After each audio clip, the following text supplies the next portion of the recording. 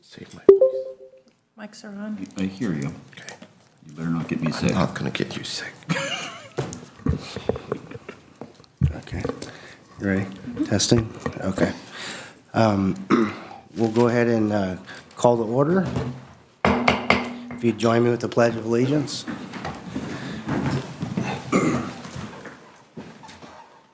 Pledge allegiance to the flag of the United States of America and to the republic for which it stands, one nation, under God, indivisible, with liberty and justice for all.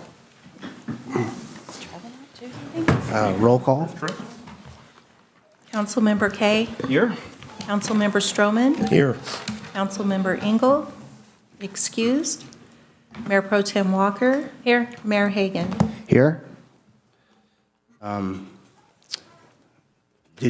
City Manager, do you want to speak to Measure P Yes. presentation? Yes. As you can see, Councilmember Engel, who is really kind of the spearheading agent of the Measure P committee, is not able to attend the meeting tonight. We do have scheduled a Measure P advisory committee presentation. He has requested that that be postponed to a future meeting when all 5 council members are available and present, and so we will schedule that for an upcoming meeting. Any issues with that up front of the dais? I'm okay with it, but, I mean, they're not here, so we can't do anything, you know. no, I'm just asking, you don't have any objections? Oh. You're good? For them to present at another time would be great. All right. Okay. Strategic Plan, Quarter 3, update? Okay. So as we have been doing quarterly, we are tracking the progress and updates as it pertains to the adopted strategic plan, which was some months ago now. So if you look at the first item, one second. As a council may know, as a council knows, but as a community may know, there were 4 strategic plan areas, priority areas that were adopted as part of the 25-26 strategic plan. So we will go through each one of those. The first one is in the area of economic development. As you can see, 2 of them are complete, as indicated by the green check mark.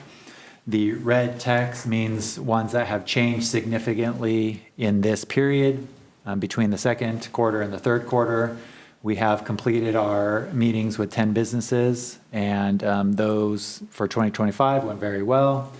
We learned a number of things that we are digesting and synthesizing, but we've also been able to help in a few areas as well. So those are fruitful meetings. We continue to make progress on the other 2 that are on track, develop an economic development strategic plan by October of next year, and invest in economic development by creating a program. In fact, we have an outline, or the program really, on later on this agenda. And so if approved, we would hit that mark. Next, we have fiscal stability. Good evening. This one is my slide with the big red X on it. We did get a audit draft for the audit. I have it on my desk right now. We got that Friday, so I'll be working on that. Worked on it a little bit, and I'm still trying. I'm just going to try to roll it up and get the finished product out. We do have a couple questions with the auditor coming back with questions here and there. I'm happy to just wrap it up and be done with it. So that's my goal. Far out do you think you are? At least a couple days for my piece. They call it an MDA, and so it's a few sets of graphs and things, a narrative that I put together. It's already completed with the incorrect numbers that they had previously. I had them go back and redo their draft so that it matched with actuals, and so that's where we're at now. I'm hopeful it's once I give them back my product, they will be able to finish it up pretty quickly, and there'll be some meeting there at that point. Hopefully within a couple weeks, if not sooner. But if last meeting I said it wasn't going to be done in December, so we'll see if I can get that negative in there. But Thank you. Mr. Mayor, just a comment on that, as you referred to it as that big red X. Just for the public's information, this clean financial audit is not a reflection of our finance director. Just for transparency, there was a transition from our old auditor to the new auditor, and please, if I'm incorrect in what I'm saying, tell me to stop, but the new auditor is very meticulous, and really there's a lot of back and forth between Celinda and the new auditor. And so, yes, while there is a big red X, there's nothing that should be alarmed. So thanks for at least getting the audit done by 2025. Right. Public safety?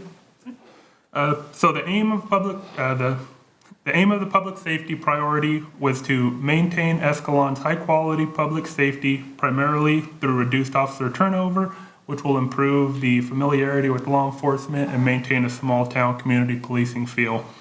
To accomplish this aim, the goals were focused on staffing levels, officer tenure, and officer newness. These goals were connected and compounding. As one is achieved, the others improve, and as one moves backwards, so do the others. Despite the appearance and the metrics, there's overall progress in the department towards the aim. The goals focused on the quantitative side of personnel, but we are also focused on the qualitative and are making strides here as well. This may appear as a step backwards towards the goal, but can lead to a giant leap forward.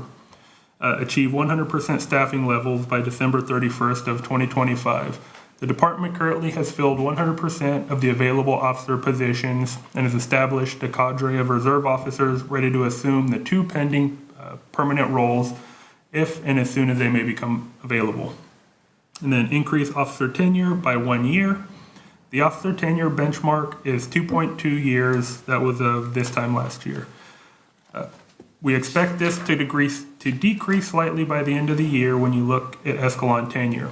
As we look at the qualitative and quantitative, the department has reduced tenure in a couple positions while gaining a vastly experienced officer, but he's new to Escalon. The stats below indicate that the last 2 years we are losing less officers to lateral transfers, which is an indirect metric of the goal. So in 2022, we lost 4 officers, two of them lateraled to other agencies. In 2023, we lost 5 officers, 3 of them lateraled to other agencies. In 2024, we lost 3 officers, only one of them lateraled to another agency. And then this year, we've lost 3 officers, only one of them lateraled to another agency. So the officers lateraling out to other agencies is going down, which was a big part of the goal. Maintain no more than 1 probationary officer at any given time. The intent of this goal is to avoid the revolving door feel. Hiring officers with experience or a level of maturity, while technically on probation, can feel like a goal accomplished.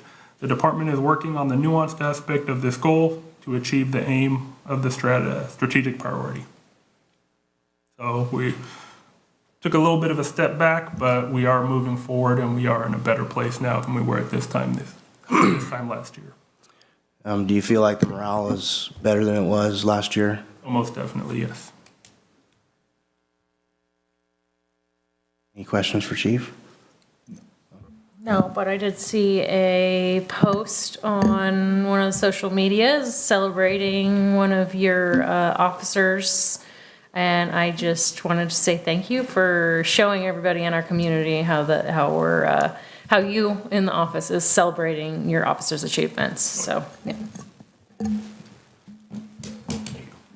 Thank you.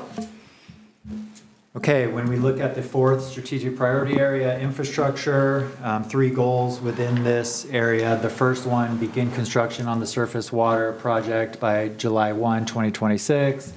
I would say, as indicated by the icon, we are not tracking against that. As was reported at the last council meeting, there is not as much money as we thought we had into the project, and we are working on other strategies to increase the funds for that project. And so we are not tracking against that one. implement wastewater treatment plant upgrade project by October 2026. We're still tracking on this, although I do say we are a little behind. We have spent a great deal of time to get it to an ability for us to phase the project so that it's not a $40 million project all at once. We can phase it. We are also working with industry, and it's, industry is a business. They're trying to generate revenue and survive. And a big project like this is burdensome for them. And so we are navigating not only the technical issues, but also working with industry. So we're technically still on track, but I would say slightly behind on that. And then the third, construct 6 capital improvement projects in 2025. We have completed that with Main Street project now under construction. We've hit our 6. So the 6 were the library roof project, Main Street, Yosemite Avenue project, which we'll talk about later, pavement restoration project, Well 1A will be complete here just after the new year, and then the Dent Sidewalk project. So we did complete the 6, and that is the update that we have. And again, we'd be happy to answer any questions you may have. Any questions up here? Any questions from the community? No? Online? No one with a hand raised. Okay. I don't have any. I think you're doing a good job. Just keep working, pushing the ball forward. So we'll go to the consent calendar next. Anyone want to pull something? Only? No? Okay. Community want to pull any? No? Okay. Humor a motion? Make a motion to approve the consent calendar. I'll second that. All in favor, say aye. Aye. All opposed, say nay. Okay. Mr. Mayor, I would like to abstain from item number 5. But yay on 3, 4, and 6. Okay. Frank, can we make that adjustment? Did we already vote on it, though? Yeah, technically. I would say, since we already voted on it, let's just let it ride, and then just, in the future, just indicate it before we take the vote. Okay. I didn't know how to do that. Sorry, Frank. It's all good. Well, on to staff communications and updates. Besides the strategic plan quarter 3 update, what do we have going on? We're also, I think, have some slides for the 2 projects that were just approved as part of the consent calendar. What we have wanted to do to show both the community and the councils when we complete a project, when the council accepts it, basically to kind of walk through those so we can walk through the slides. We'll give you before and after pictures. So this is the Yosemite Avenue project. These are just captured from Google, but you can clearly see a project with no sidewalks. We'll go on to more of the befores, and then the after. I'm sure everyone has seen it, but you see new pavement, bicycle lanes, new sidewalks, new markings for crosswalks and other things. Turned out, I think, to be a good project. We learned a lot from the Dent area sidewalk project and implemented it into this. There's always going to be issues. This was a portion of the project, which was a speed bump further down Yosemite, replacing a speed bump that was there. There's always going to be, concerns or questions about projects, but this one seemed to have gone pretty smoothly. And then next, library. Not too much to see in a before picture of a library roof. In fact, we did a good job color matching, I'd say. Here's the before. Wait until you see the after. Bam. Wow. So obviously, not much to see on a roof, but there was significant leaks from the old roof, and so those have been cleaned up. Some of the wall has been repaired, some of the carpets, at least cleaned in some areas. So we expect, and this is a picture of some of the wall repair, we expect this roof to last a good many years. Just so the council knows, this is a building owned by the city, but run as a library as part of the county. The county, through the city of Stockton, who operates the libraries for them, did fund the entirety of the project. So thank you to the county. It was nearly a $300,000 project, a little over $300,000 actually. Thank you to the county for that. What's the warranty on this new roof? It's 25 years, I believe, but I can double check and let you know for sure. Thank you. So those are the two projects that we wanted to show you before and after that the council just accepted. And now, I think we can go into staff communications, and we'll start on that side. Are we going in order or just this way? Yeah, if you want to, do you want to start? Yeah, I'll start. Okay, go ahead.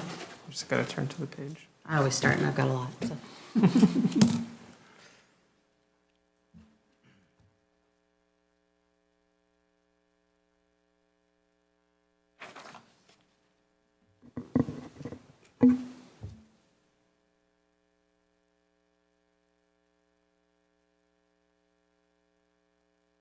Okay, so starting with development services. So we had a very standard, typical month last month for building permits and inspections. We had about 36 inspections and 2 business walkthroughs. Same with business licenses. This is the time of year where businesses are renewing their business licenses. So we had 151 renewals, about half. And then we had pretty standard time for code enforcement also. We did have several meetings with developers for potential new businesses, potential new construction sites. And so we listed those out here for you. And then if you have any questions on anything that's in the planning review or anything under construction, more than happy to take those questions and find answers for you. And then from a Parks and Rec standpoint, we had a pretty great month last month. We wrapped up flag football just this month, but most of the activities happened in last month. We had a pretty good turnout for attendance during flag football. We even had Escalon Times want to come out and interview us because of the fantastic turnout that we had in the girls flag football, which had their own division this time. So lots of attention and lots of appreciation from the parents on running those programs. So thanks to staff for putting that all together. And then we also opened up baseball and basketball registrations. So basketball registration is closed, but baseball registration is still open, and those will be coming on at the start of the new year. And I think you're well aware of the Escalon Little League and their efforts, and so that's part of our update, and you'll hear more from them later in the evening. So that's it. That's it for development services and community services. Any questions for Trevin? Or, sorry, for economic development? I would just like to point out an additional 124 basketball players year over year. That's pretty astounding. I had noticed that when I was reading through the agenda. That is a lot of additional players. That's great. Did we have an update on the bus stop sign that was asked about at the last council meeting? Yeah, I'm happy to go through that now. So in last council meeting, Councilmember Kay asked about the stop sign, the bus stop that's just right out here across from McDonald's. So we did some research, talked to John Ando, and learned more about that stop sign, that it's a part of Route 35, and that the city council had previously directed in 2017 to put a stop sign there, a bus stop there, so that there'd be approximate access to City Hall. This was all coordinated with regional transit and staff to maximize accessibility and visibility along McHenry. The Route 35 that bus stop is a part of is at the discretion and jurisdiction of the city council. And so that's something that could be moved or could be decided on in the future. Appreciate the follow-up. Just, so I heard you right, this was to access City Hall? Is that what I heard? That was what our For that notes have purpose. on the previous decision there. And the current location is where? It's across the street, which accommodates the southbound to Modesto. I know hindsight's 20/20, but why would we encourage the public to try to walk across McHenry to come to City Hall? I know it's a rhetorical question, no one here can answer it, but I'm trying to think of the. Would you like me to answer that question? We've got John Ando on the line for you as well, if you have any questions. absolutely. Sure.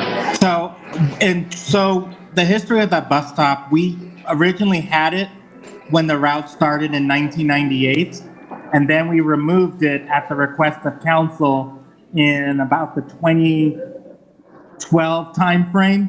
And then the new council in 2017 wanted to have corresponding bus stops in case people wanted to, when they're coming from Escalon, when the bus is on its way to Modesto, they can get off at City Hall, cross the street, conduct business, and then catch the bus on the City Hall side to go back into town.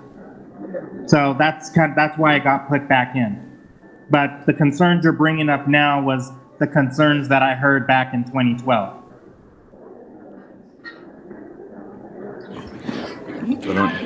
I know we can't really discuss it. Yeah, too I know, far, but now isn't the time to act on it, but I think we'll discuss this later. you might want to. Thank you. Thank you. No problem. Okay. Are we to Celinda, our You ready for financial head finance? here? Okay, great. Are we?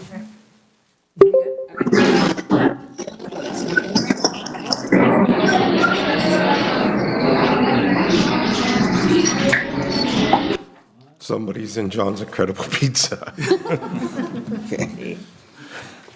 All righty then. Okay, good evening. So we have our reports for the month. This is going to show us the end of month for November. And in summary, because our next report cycle will give us a quarterly reports.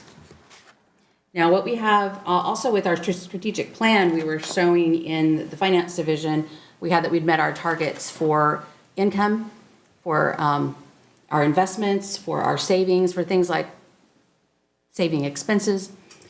These are really good targets to have, and we met them fairly early. So now we're just kind of sitting on that. We have our green check, but we are still doing very well as far as the investments. We're tracking. We had our presentation a couple of weeks back. We anticipate to earn the same, or if not a little bit more money this year than we did last year, even though we're paying down debt. So this becomes kind of a fantastic thing because we are paying down the debt. We have less expenses in the upcoming years, but we're still earning. So it's all a very good thing. So if we look at our cash and our monthly treasury report here, we can see that our dollar amounts, our 22.3 million, is not that different from our 21.3, even though we've paid down quite a bit of debt. So the amount of interest expense that we're going to save from that is going to be nice in the coming years. This is also the lien cycle for the city. The first 2 quarters, we're waiting for that income to flow in from property tax and sales tax and all those types of things. So we are fairly lean in these first 2 quarters, and we'll see a lot of that money come back to us in the last 2 quarters. Do you have any questions so far? Any questions? Just real quick, when do we anticipate doing the mid-year budget review? Mid-year budget review has already started with management. We have found at this point, there is no significant revenues that we're expecting new, and there's no significant expenses that we're expecting that are new. So at this point, I would advise no changes to the budget. We'll just leave everything as it is. We'll look at it again at what's considered third quarter. And that will give us the opportunity for the city to go through this lean first 2 quarters and get our third quarter revenues collected, and we can really see what's going on at that point. Are we going to have more money than what we anticipated? Are we going to have more expenses? Does something new pop up before year end? And I think going forward, that might be the cycle that we fall into. Something big and new comes mid-year, great. We incorporate that in. But we are probably going to have to wait for that third quarter so we can see our incomes roll in, especially with the new Measure P money. It's new. We're seeing exactly how that money is going to flow and the timing. We might earn in a current, we're going to earn within certain months, but the state, it pays a month out. So we're kind of in a 4-month cycle. And so that's going to overlap our current fiscal year, which next year won't matter because it'll be, a nice smooth rolling in of these funds. But this year, we're really watching it to see when are they going to pay us? When are we getting that catch-up payment or the right-sizing payment? So next year, we'll have a little bit more. But for right now, I don't see any reason for us to change. That might change in the next couple of months, but for right now, everything looks good. So we're going on from our cash. We have summary reports. The next slide shows us just an overall dashboard of what we have. Right now, at this point in time, we should have about 42% of our income in and 42% of our expenses expended, gone. We're doing pretty good. We have expended 43%. And as we know, the city does not receive a lot of income in the first 2 quarters. So we're only at 28% of the income received. That will turn around by quarter 3 and quarter 4. It all comes in those last two quarters. So with the expenses is something that we can control. We're doing pretty good. The next area that we have, this is our summary. It pretty much tells the same story. We have this fairly consistent amount of money coming in and going out from year to year in this quarter. All of our expenses are doing well. It just gives you a different overview of it. Our next slide, we have a revenue summary. And the box at the top right pretty much tells the story that everybody wants to hear about, the tax money. So the taxes that we have anticipated in the budget, we have received 54%. And our target is 42%, just like that dashboard that we had. So we are a little higher in what we have received than what we have budgeted for. This is good. We're getting in more money than what we anticipated. And that is something, too, that as we go on for next year, we'll know what to expect for year 2 and year 3 of our Measure P funds. So they are as expected and higher, which is great. And our overall revenues are still at that 27.7 or 28% that we've received for the year so far. And it's just because, again, everything comes in the last part of the year. But if you wanted to take a peek at anything that's been collected so far, I think our investment earnings is the only other thing that's really interesting here. So far, we've got $96,000. We're expected to get $225,000, and this is just general funds. The total amount's much higher, but just the general fund portion. In prior years, you can see where they were $41,000, $66,000 for the entire year, and we're not even halfway through, and we're at 96. So it's doing well. Where are you looking? I am looking at underneath where it says total fines and forfeitures. Correct. Investment earnings. So in 22-23, for the entire year, the general fund received about $42,000, $41,800. The next year was a little bit better. We had made some moves in 24 and 25 to change things up, and I think I got here right at the end of 23-24, so we had made a few changes then. But now I think those changes have really solidified, and we're starting to get a better rate of return than we had gotten in previous years. It's a nice way of saying that. But for the budget of 225 is what I expect to receive for the entirety of the year. It's probably going to be a little bit more because of the gains that we're getting now, barring any type of governmental shift. This should be fine. So that's one area that I don't think we should gloss over. So the actuals for 22-23, as the entire year, the investment earnings was basically $42,000. That's just for general fund. Correct. But yes. And this year, you're anticipating investment revenues of $225,000? Just for general fund, right. And you have to also think that general fund is what pays the bills. So the amount of money that the general fund holds is fairly low. So its proportional share of these investment dollars is a little lower than, say, one of the enterprise funds that's got $3 million sitting in there. It's just churning out investment money. That's great. The general fund is paying all the bills and kind of goes low these first 2 quarters, goes a little bit higher the last 2 quarters. So it's always going to, it's not going to have a very good proportional share of this investment money. But it's a heck of a lot better than it's been. Well, I guess that's my point, is in 2 years' time, you, working with our partners at Oak Valley, have turned the investment, or you have increased the investment earnings on the general fund 5 times. Hopefully we can do a little bit better in the coming years, but yeah. 5 times. And these are some fairly bland moves that we made too. There's a sweep account that pays us for our idle cash sitting there that we didn't have previously. We've switched to a better broker, and so we have some better options there. There's been some fairly things that should have been done years ago, but they're very common things. So we've got a base. and If so this we'll is pretty grow. bland, I don't even want to wonder, my mind's blown what you would do with something aggressive. But thank you. You're welcome. We have 2 numbers to think of, 10 million and 40 million. So we're, how do we get to the 10 million? That's going to be hard. 40 million is going to be even harder, but, those are the 2 numbers I constantly think of. How do I get to the 10 million? How do I get to the 40 million? That's it. So on our next page, we have a summary of the expenses. And I provided this report because we're going to have a full report next time. You can kind of go through each cost center and see what's being spent for personnel and services and supplies and all those types of things. It's fairly bland at this point because we don't even have 6 months worth of spending yet. So it gets more exciting as we go further on into the year.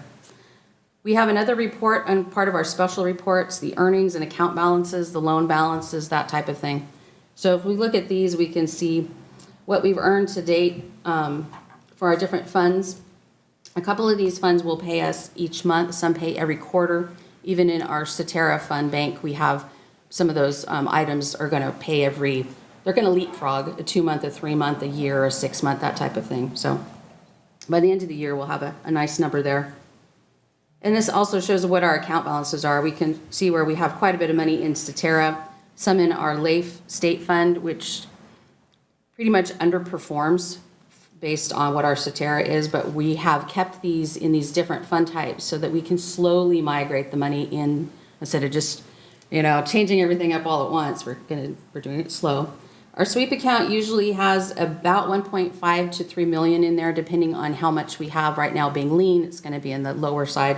That's a nice one. It's just a savings account that pays us for that idle cash. Our loan balances are the things that we're trying to reduce. We've got quite a bit of interest that's paid out each month. Some of these are yearly payments, some are monthly. So reducing that particular expense is almost like earning because we are reducing that output for the coming years, and it's an important step. Can you explain to everyone, I was asked this question and just wanted to make sure that everyone understood why we decided as a council to pay down the unfunded liabilities. And it was something I was asked a few times, and I figure you might want to just tell the community why that is. In simple terms, it's almost like having a credit card that you never pay more than the minimum payment on. And you've all seen that little statement in the credit card that says, if you pay the minimum amount, it's going to take you 30 years to pay this thing off. The state would love us to do that because they are getting a really an obscene amount of interest off of this CalPERS deal for all the different cities that participate in it. So if I take our $350,000 and pay it down, you would think that our loan balance would drop by $350,000. It actually drops by twice because we are cutting down the principal and we're also reducing the amount of interest that they're going to put on the back end of it next year.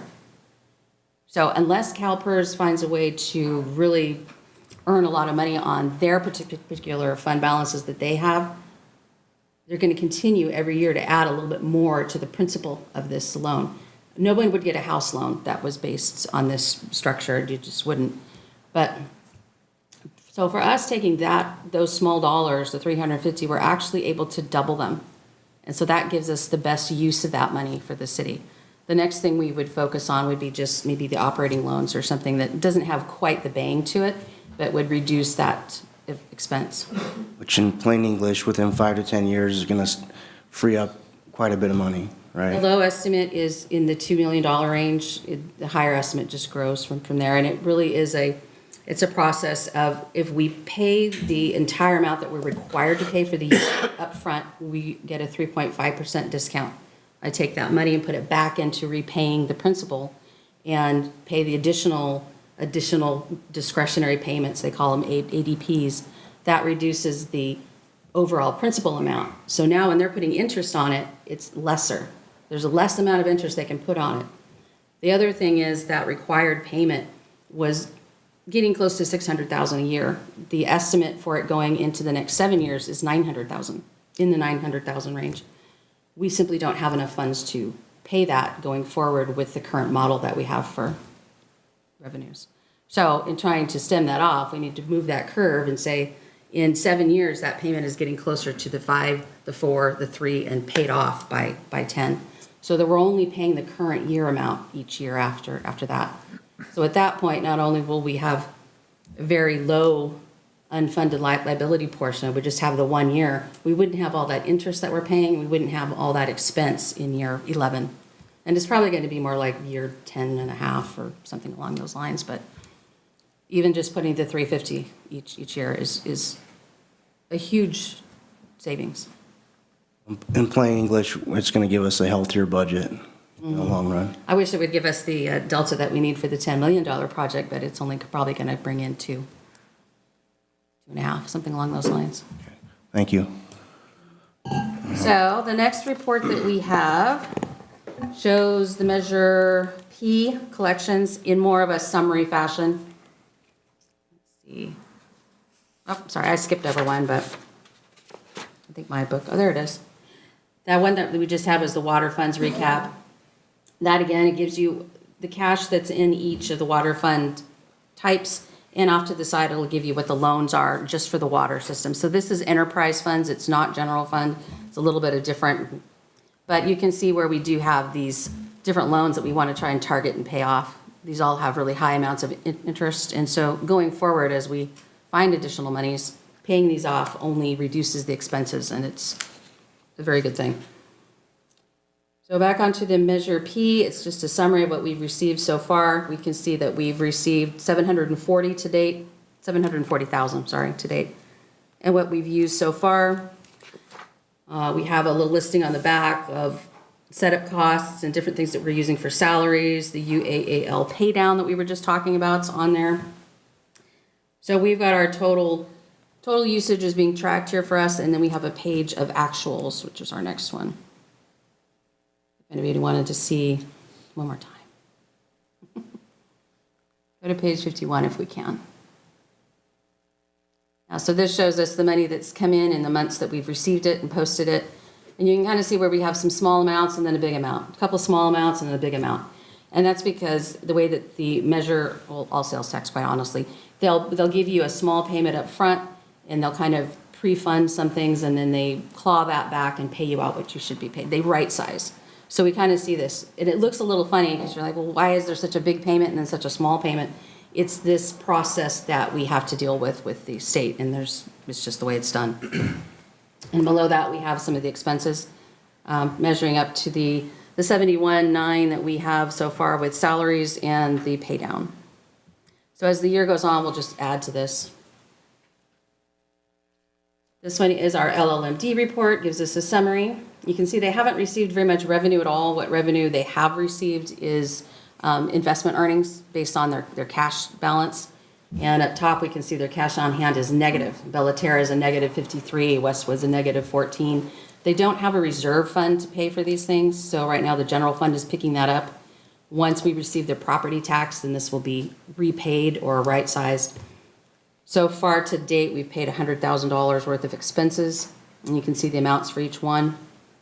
And down towards the bottom, we can see some of the details. And as expected, it's going to be maintenance and water and electricity and tree removal, that kind of thing.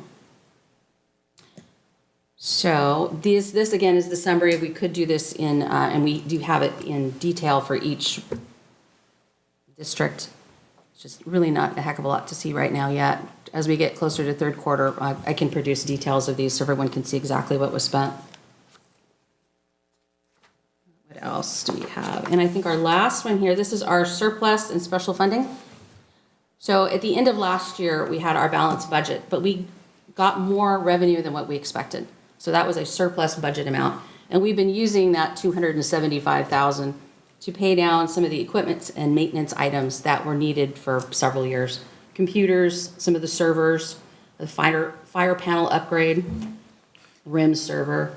There's quite a bit of things that have been paid for with this surplus. And I don't want to call it extra money. That's why we're using the word surplus on this, because it really isn't extra, but it's just this money that we were able to claw together and use to make these needed repairs and upgrades. So hopefully we'll have something like this each year, have some type of, even if it's a small surplus. This year, I would imagine we will have some type of surplus because of the enhanced investments and the Measure P money coming in higher than expected. But we'll see. So we have our pool termination funds in here. These are in the encumbered spot, or it's spoken for. We know we're gonna have to spend $75,000 or more on that. The library funds are gonna zero out, and that, of course, was all paid for by the county. So this just gives us a nice explanation of exactly where those funds have gone. And that's all I got, unless you have any questions. Any questions for Celinda? Just have a comment. It's a lot of reports. I know. It's a lot of numbers. But I really appreciate all of the explanation, because showing all the numbers and having it out there just creates so much transparency for the community. And so thank you for all of your hard work. You're very welcome. And that is one of our goals, is to have the information presented as transparently as possible. Plain one sheet, just the numbers on there so that we can all understand where all the money's going. Chief? Real quick, I want to chime in something here. I know a lot of the time we don't ask a whole lot of financial questions as we go through this. Celinda has made this so easy for us to be able to read and comprehend. When we get our agendas and go through them, we have an understanding as to what it is that's already going on before you ever get the chance to tell us about it. You do a wonderful job with the display, or even a simpleton like myself can read through there and know exactly what we're talking about. So I wanted to say thank you for that. Sorry, Chief, didn't mean to cut you off. Sorry. So November there wasn't a whole lot of activity. There was a couple of vehicle pursuits. One of them was apprehended and they were arrested for DUI. The other one unfortunately got away, but that's still under investigation. We do have a suspect that we're looking at.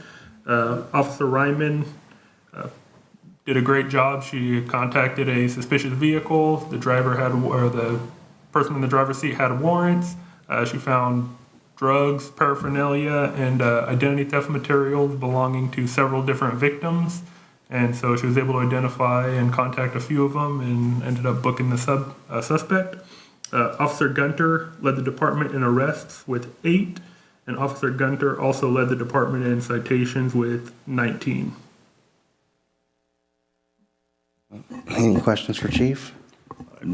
Yeah, was Palomino on vacation all month or something? For as long as I've been a councilman, not one time has anybody but him been our top earner there. So I think that Gunter is a testament to your hiring, sir, and what you are doing with the department. The fact that we have another officer that's competing for that top spot with Officer Palomino, that definitely is a testament to you, sir. Thank you. You're welcome. And I can't take all credit. Palomino is also FTO now, so he was training for part of that time. Okay, there we go. Slacker. Public Works? Good evening, council. Not much tonight. Like City Manager French had mentioned, Main Street project had started last week. It's actually going fairly well. The demo was supposed to be the first week, which it was. Just want to make everybody mindful that the detour will be periodic. It's not a constant detour like this week. It's open. Next week it will be closed down for forming, for concrete. But if there's any questions or concerns, please just get a hold of me and we'll make sure to take care of those right away. And also just to follow up on a question from Councilmember Kay last week for suction of depth for the new well. For comparison, the old one was 130 and the new one is at 218. Appreciate that. Is it for Public Works? Why doesn't the Chicago Bears show up on the, anywhere in the That's Public it for Works? Public Works, thank you.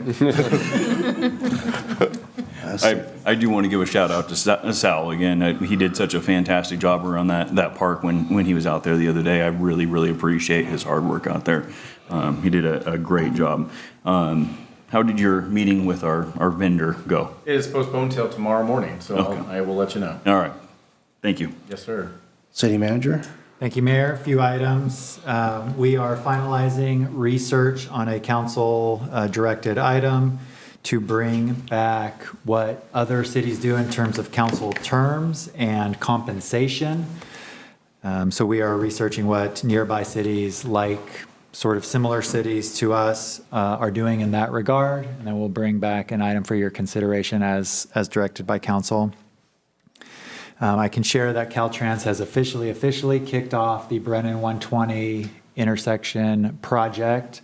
I attended a PID meeting, a project initiation document meeting with about 10 or 12 Caltrans staff. And we always get comments about how many Caltrans staff is out there, but this is a good sign that almost every department was represented. So you had design out there, you had environmental, you had right-of-way, you had electrical, you had many departments represented to kind of walk through and go through some of the issues associated with the site so they could prepare some concepts for consideration. So that project has officially and formally kicked off. Couple things brought up in the past. We did put in the new newsletter that the American Legion Post, the local post here, is looking for membership. So that is in the new newsletter, and you'll see that in your mailboxes soon. And then just to mention that the Holiday Tour of Lights, our annual bus-guided tour of the Christmas lights here in town, is this Friday and Saturday. So if you have not already, reserve your spot on the bus. Mr. City Manager, appreciate you being involved in that Caltrans meeting. As a construction professional, I do have a request. There were a lot of Caltrans folks there, a lot of orange, and there was one person not wearing orange or a hard hat. So in the future, can you please wear your orange and hard hat, or a different color, please? I'll set them up with some PPE, don't worry. Just make sure it's not Chicago Bears orange, and be very much appreciated. Thanks, Justin. Any other questions up here for City Manager? Out to the community, any questions for staff at all? No? Online? No? No hands raised. Okay, we'll go to matters presented from the audience. The public may address the city council on any item that is on the agenda at the time the item is called. The public may also address the city council on any item not on the agenda that is within the subject matter of the city of Escalon. Each speaker is limited to a maximum of 5 minutes. Unused time may not be yielded to another speaker. You may state your name and address for the record, however, it is not required. Due to state law, action will not be taken on an item that is not on the agenda, and except for brief responses, the council is prohibited from discussing an item not on the agenda. If it requires action, it will be referred to staff and/or placed on a future agenda. The determination of whether an item is within the subject matter of the city is a discretionary decision made by the mayor. At this time, do we have any things that we'd want to present from the audience? Yep. Excuse me. Good evening, Council. Gus Flores, Escalon. Thank you for taking the time to listen to what I'm going to say right now. The first thing I want to talk about is Jonas, the owner of the H&M Market, is in process of establishing a new location at the corner of 4th and 120, where the old smoke shop used to be. Mr. Yunus has been a member of the community for many years. I met his father when I started here back in 1999, and he continues to be a member of this community. He wants to open this new store by emphasizing the food, deli, taqueria services for the community. Some may say that this is going to be new, old Rennerview, just moving from one side to another side, but I don't believe it's going to be new Rennerview because you're going to have people traveling on 120. We're going to have an easy access to that location and back on the road, whether they're going eastbound or westbound. Mr. Yunus is a project person. He has 4 houses. He has another location outside of town. He's just a member of the community who is willing to support the community and stay with the community. Mr. Yunus can take this business and go elsewhere, Burbank, Modesto, whatever, but he has decided to make Escalon his community and continue to provide services to the members of this community. So I urge that you take this in consideration as far as the new project that he's trying to establish here in town.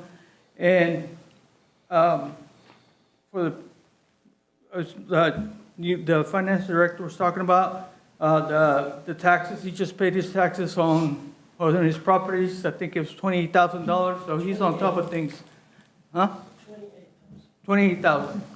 So he's on top of things. So he has a couple houses here in town. His family lives in town. He's a good person in the community. So I really respect and request that you guys take this in consideration for the new establishment that he's trying to provide for the community. The next thing I want to talk about is it's related to the police department. Okay, I applaud Justin on that crosswalk. It's great. Looks awesome. Myself and another friend of mine were driving through town. We're going to go see a football game. We stopped at a restaurant.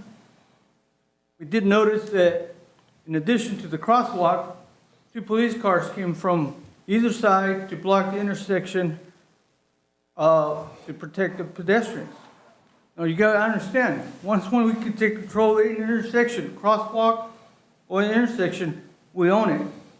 So if something happens to that person walking across the street, whether it's a child or a adult, and gets hit by a car, not only the person who is driving might be responsible or liable for damages to the person, but the city can incur liability by doing that. Okay, so what's the purpose of the new light, cross light, if you're still going to implement 2 patrol cars blocking the intersection? I understand that the new project in Brennan is coming up where I get to see anybody park over there and see people driving fast into town, leaving town. It doesn't matter. You hit the people with understanding the law and developing what is safe and what's not safe. Going back to the crosswalk, it'd be better if 2 officers sit on each side of the end, watch the person commit the violation, go educate the person whether you give them a ticket or whether you're not giving them a ticket, you are correcting the violation. Okay? Not myself, but including the person that was riding with me made that notice. Okay? In addition to that, there is a safety issue with the people controlling the intersection. One in particular is going to be a volunteer who at that time of night, you can't tell the difference whether he's a cop or not a cop, a police officer, I'm sorry. But he's wearing the same outfit. The only thing he's not wearing is a gun, unless he's got it hiding inside his jacket or somewhere, but he's not wearing a gun. Another member from another agency had the similar experience with this person, and this person reacted like he had a gun when he approached to go talk to one of the officers that he already knew. The 5 minutes already? Yes. Okay. Well, stay tuned. I got more to bring in the next year. Thank you. Thank you, Gus. Anyone else have anything they want to bring to council? No? Online? No? Okay. We'll move on to public hearings, which there's none. And we'll come on to officially number 8, the Little League. City Manager? Thank you, Mayor. This is a continuation of an item that was heard at the last council meeting. This is a resident request, and therefore it takes council determination on whether it lands on the item, on the agenda, and that was determined at the last meeting. So as you can see, we have members of our community here who have started what they are calling the Escalon Little League, creating a board to assist and help in the baseball, softball aspect of our recreation program. And they do have a request for use of Hogan Park for 2 years at no cost and the use of city equipment. And so with that, I will turn it over to them for their presentation. Well, thank you for taking an interest in our community. It's not too many people do this, so I want to say it first before we start talking. Thank you. Good evening, council members. My name is Stephanie Hogan. I am a Recreation Commissioner for the City of Escalon. I'm the treasurer for the newly formed Escalon Little League, but first and foremost, I'm a community member and a parent. I'd like to thank you all for your time this evening. I'm very grateful to all of you for a chance to come before the council and to have our agenda item considered. I'd also like to just take a quick moment to thank Yvette for all her hard work all year with the rec programs and sports. During the first year of my tenure as a Recreation Commissioner, Escalon parents attended our meetings to express concerns over the baseball and softball process. Some concerns were quick win items, just like things that are brought here, while many had repeated concerns that really required dynamic solutions to solve the problem. And for example, some of the repeated concerns, just kind of give context, were in regards to the older age groups, specifically where they played, so where will fielding play, the communities that we're going to play, the inconsistency of umpiring and rules, and that kind of comes with playing different communities and different organizations, a lack of player development and a lack of resources for coaches, and a lack of community ownership or partnership over these programs. And these were kind of repeated concerns brought to the Recreation Commission. In order to address these issues, the Recreation Commission voted to explore the Little League organization. As some of you may know, it's a national organization for baseball and softball programs, and it has a lot of structure and infrastructure around it. Many surrounding towns, such as Ripon, for example, Manteca, already participate in these programs, but can only play other participating teams. So for example, last year when we explored the opportunity of possibly just going and playing Ripon, a very like-minded community, they were unable to play with us, so they would have liked to because we're not a part of the Little League organization. The intent was and is not to remove the City of Escalon from owning baseball and softball programs, but rather to provide the community involvement. This program needs to run smoothly for all of our players in Escalon. And in order to participate in the Little League organization, a board is required. It's one of their standards to participate, and as well as a nonprofit status where you're able to take in funds and then apply them directly to baseball, softball programs, which puts us to the topic today. Thank you for letting me apply a little bit of context of Escalon Little League. We are a community and city partnership for baseball and softball for currently 10U and up programs. We will be working directly with the vet and the city to run the current programs within this new league. And we're here to introduce ourselves as the board and talk about our agenda item. We have met the current requirements for the Little League chartering, and now we need to work together to provide the best possible program for our community and honestly, most importantly, for our kids. So thank you for your time. And again, I'm Stephanie Hogan. I'm the treasurer for the new league.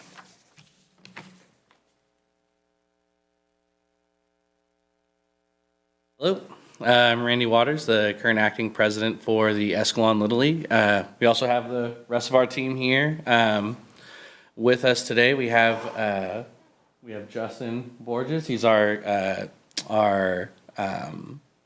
coaching coordinator. Thank you. We have Jamie Pierce. She's our secretary. We have Brandy Vanderwerth. She's our there you go. And then we have Megan Gaines, which is our softball vice president. So we're also missing Brian Thompson. He's our he's our softball VP. Megan is our baseball VP, which is I think a pretty cool thing. And then Oh, yeah, and Aaron Castillo, who's our safety coordinator. And so we're here today. First, I did want to apologize for not being here at our last meeting. In retrospect, we should have had somebody here to answer any questions that you may have had, but going forward, we will make sure to be here at those meetings when needed. But yeah, our request is pretty simple. We'd like to utilize the field over the next 2 years, ideally, in order to get ourselves situated and allow for this program to really develop prior to us really taking on any additional costs. So we're really looking through the partnership of the city to be able to take that on and really make this program work well and really work well for the residents of the town. Anything else you want to say, or should we ask you some questions? Yeah, I mean, the only other request that I had was the use of the equipment. So I know right now we have used equipment from previous years. We would like to use that. We are putting some money into our budget that we can make happen to get some new equipment, but being able to have access to that equipment if needed would be really great. So that was kind of our secondary request to the council. Well, personally, I don't see any issue with this. I think this is in the best interest of our community. And when I look at it, it's a win-win. It looks like it's going to save the city about $20,000 in anyways. At the same time, the kids are going to get a little better structured development in softball and baseball. Obviously, there's some things that need to be worked out as far as like, you know, who's paying for what and all that kind of stuff as it comes together. But unless I'm missing something up here, I don't know if anyone has any specific concerns or not. Go ahead, Jeff. All right. I guess, and you know, I don't want this to sound like I'm in any way against this. I think you guys are doing a fantastic thing, and I want you all to know that. We really, really appreciate all of you volunteering for these positions and giving up your time. So, you know, don't misunderstand that. But my job here is to look at fiscal stability for the city. All of the fees that we would be collecting from these players, you know, and athletes will now be, you know, going to Escalon Little League. We still have, the city, you know, still has a considerable amount of cost to look after. So I guess that my one question for you guys is, moving forward, if we were to say, you know, 2 years from now, we want to revisit this and come up with a fee schedule for what Escalon Little League is going to, you know, be chipping in to cover their cost of that, are you guys going to be prepared not only to have that discussion, but also for the fallout from the parents when you're going to end up with a rate skyrocket if we're, you know, the city of Escalon essentially is subsidizing that for the next 2 years? Yeah, it's a great question. I mean, definitely forward thinking. I think we will be in a better position. We're really getting off the ground right now, so I think that we may even find in this first year that we were able to, through sponsorship, through donation, make more than we were expecting. And I think in 2 years, absolutely, we can have a conversation about beginning to help with those field use fees and starting to have a more structured payment program with the city. So, yeah. Fantastic. And Councilman Kay, I think, I could be wrong, but City Manager, when you look at subsidizing, we're roughly about 120 a kid, right? Is what Yeah, we're subsidizing when we were currently. looking at both the rec fees and another item recently, what we charge versus what it costs us to run the program, including direct costs and, you know, what we'll call overhead charges. Yeah, it's about $120 a athlete that we are subsidizing the So program. in theory, besides things like chalk and, you know, taking care of the fields and things like that, it's going to end up being a cost savings, is the way I understand it. I could be mistaken, but.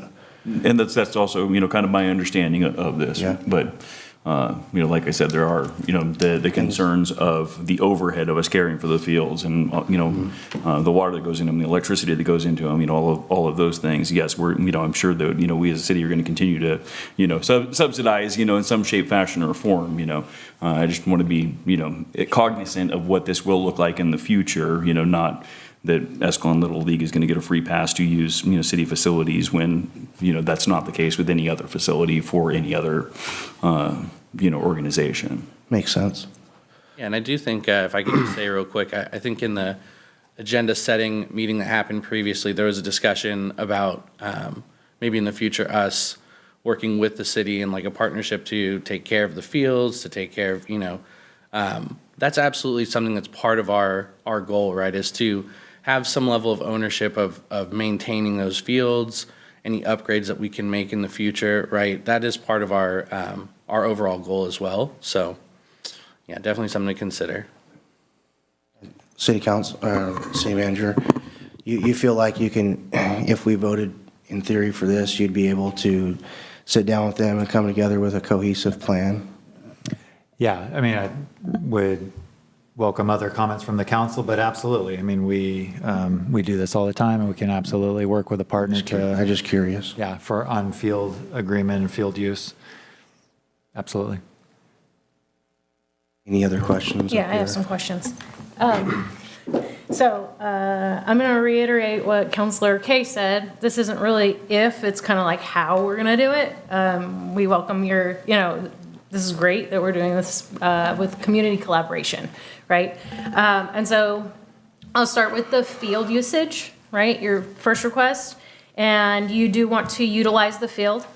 I think my question first would be, are we talking like reservation for games, or are we talking about reservation for games and practices? And how much sold usage would you be requesting so that we can have other members of our community that aren't involved in Little League? We would want to have some time set aside so they could also use the field. So is that something that you have an answer to today, or, I can give you the best answer that we have. Sure. We do want to utilize the fields for practices, for games, and also we would like the opportunity to run certain events. So maybe like a coaching clinic, evaluations for the teams, opening day, closing ceremony, stuff like that. So there would be stuff other than just the games and practices. Right now, we're projecting to have about 14 teams, and so we would be wanting to use the fields to facilitate one practice per week per team, plus at least one game. Little League does require a certain amount of games to be played within the time frame, so there is a possibility that we may play a weekday game. That would go into practice time. So instead of a practice, somebody would have a game. But that's the kind of the gist of what we have now that's what we'd be using the field for. the one game per team per week? Is that what you're thinking? That's right. And so that's 7 because you're having 14 and they're playing Right. each other. Is that correct? Okay. So to that point, would you consider, just to piggyback onto that question, would you consider use of some of the other fields that we have throughout the city that have a backstop for, say, practices, et cetera, to free up some of the time for Hogan Ennis Park? We've discussed this as a board pretty extensively. So one thing that we don't really have in Escalon is fields that have the use of the infield and outfield, dirt and grass. I think at the lower ages, 6 through 8, T-ball, a full grass field is fine. Going into the higher divisions, they have to be able to practice on a field they're going to play on. So I think for now, I would say that ideally we're practicing on those fields at Hogan. You consider searching out grant opportunities to turn some of those other smaller parks and ripping up the grass and putting into dirt to facilitate the use of, for future? I think we would love to do that. I think that the more opportunities we have for players to play in different areas and being able to spread out those practices, allow for more practice. I also coach baseball, so for me, it's 2-3 times a week. Usually I'm using my one day on the field.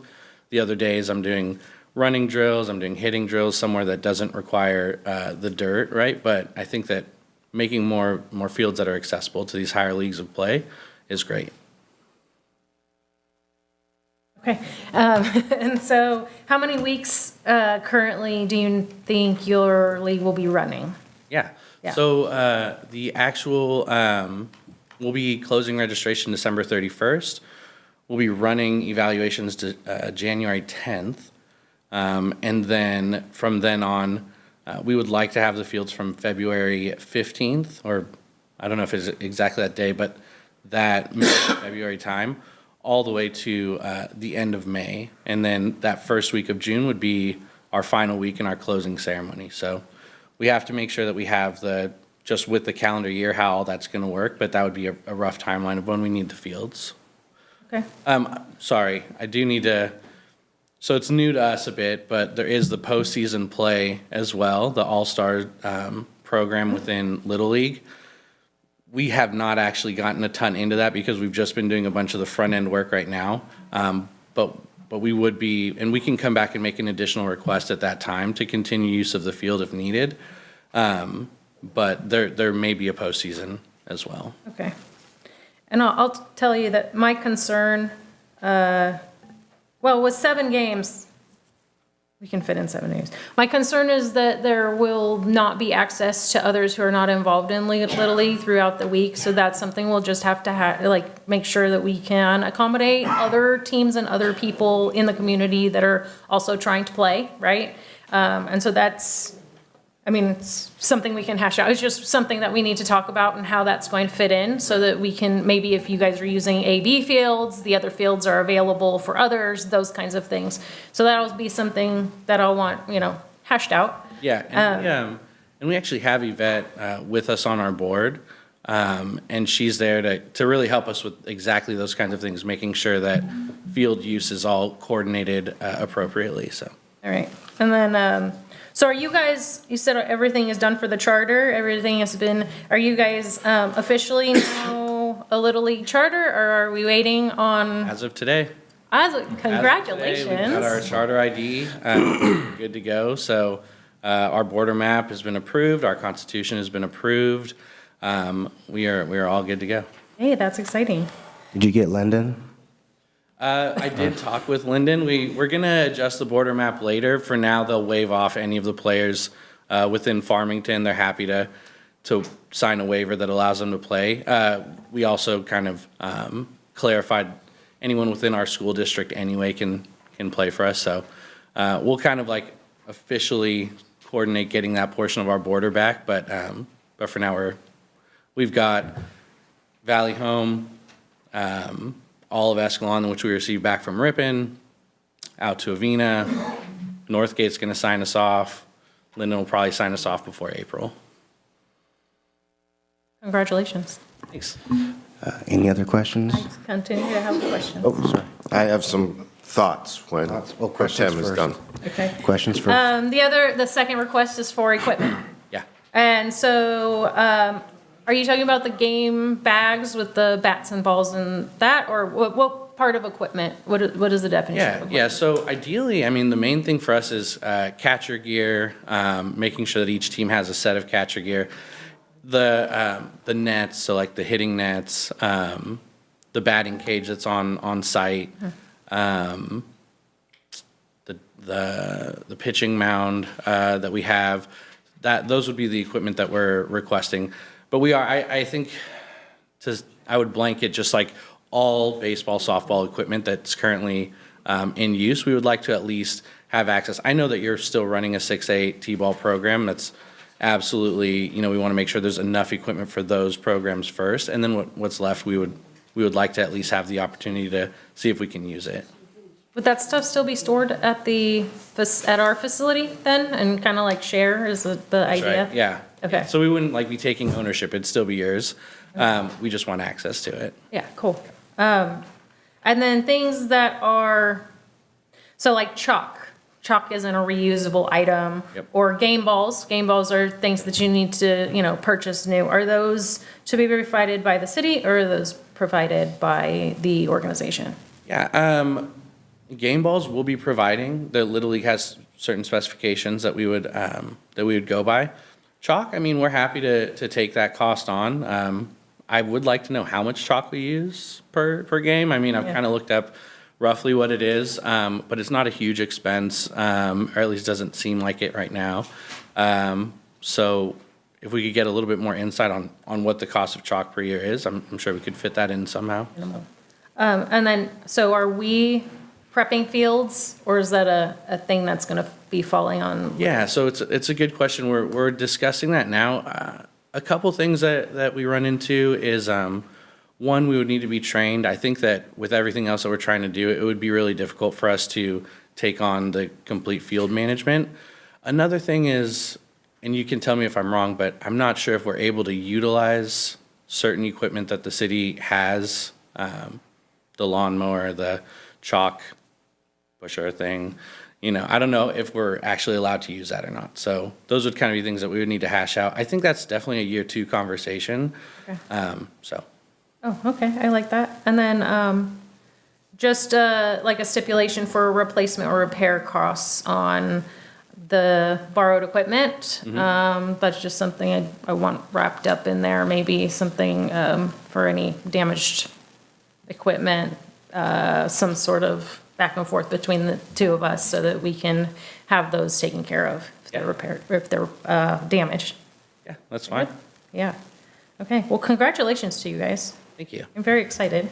Yeah, we are too. Today was like a great day for us, so we're happy to come here and kind of hash this out with you guys and just get on to really setting this up for the kids. We've got about 45 days-ish to get ourselves really situated in a great place for a good season, so. Awesome. My last question was, what do you need from us at this point to get you to charter? But I guess I don't need to ask that, so congratulations again. So I'll give it to Sean there. You have some thoughts? Yeah. I'd like to ask all of you guys to come up to the podium. You're not going to throw something at them, are you? I'm not. Okay. And actually, I'm going to make a request that Stephanie stand in the middle. So, Stephanie, when you came before us looking for your seat on Rec Commission, we all saw the ability for change, and we all saw what you could bring to the community. The people behind you are what you can do to this community. And to the other 5 and the members that aren't here, last year we tried something new with baseball, and it didn't work to everybody's expectations. And I really want to say thank you to all of you, because you saw something, how our kids could benefit. You didn't depend on the city. You didn't depend on us as the council. You didn't depend on the Rec Commission to bring about change. You guys took it upon yourselves to bring about change for our kids. And that's what matters most, is you guys recognized that something needed to be changed. I mean, I said it at the last meeting. I grew up in central Pennsylvania. Little League Baseball is near and dear to my heart. And so for Escalon to have a Little League team or a Little League program is really, really special to me. So I appreciate all of the board members stepping up. But in particular, you, Steph. I know your heart and soul is into the rec. I mean, you talked about wanting to do this, and you had the team behind you last year, and now it's fruition. It's coming to fruition. And the best part about it is it's our kids that are going to benefit. So congratulations on getting your charter today. Randy, good luck being president. But if there's anything that I can do personally to help this program succeed, please count me in. I don't think I could get my son to play Little League Baseball. He's 11 anyways, but I cannot even begin to express to you how awesome it would be to have an Escalon team playing in Williamsport. That would be so incredible to me. Been to many, many Little League games at Williamsport for the World Series, but this is the first step. And I believe that this is going to really take what we have known as the baseball program for kids in Escalon and really kick it up. It's what the kids need, and it's what the kids deserve. So I just really want to say to all of you and the rest of the board members that aren't here and the parents that have supported this journey thus far, thank you. Thank you. Thank you so much. That's all. Okay. Councilman Kay, you have anything you wanted to add? Are you good? No, you did a great job answering all of our questions. You did a great job. Cool, thanks. Any input from the community on this topic? No? Online? I will bring it back for last conversation. And Mr. Mayor, I would like to make a motion to approve the Escalon Little League to waive the fees for the use of Hogan Park for 2 years, as well as no cost for the shared use of city-owned equipment for the first 2 years for the future of Escalon Little League. do we have I'll second that motion. Okay. All in favor, say aye. Aye. All opposed, say nay. All right. Thank you. All righty then. You're good. Cool. Thank you. Thank you all so much. Really appreciate You it. guys will have a drink now.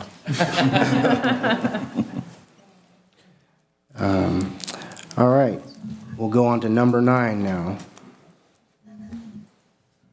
Look in the wrong direction. Thank you, City Manager. I'll kick this off. So the item before you tonight for item number 9 is the consideration of a professional services agreement with SCI Consulting Group to provide contract engineering and administrative services with a 1-year term with optional 1-year extension not to exceed $74,270.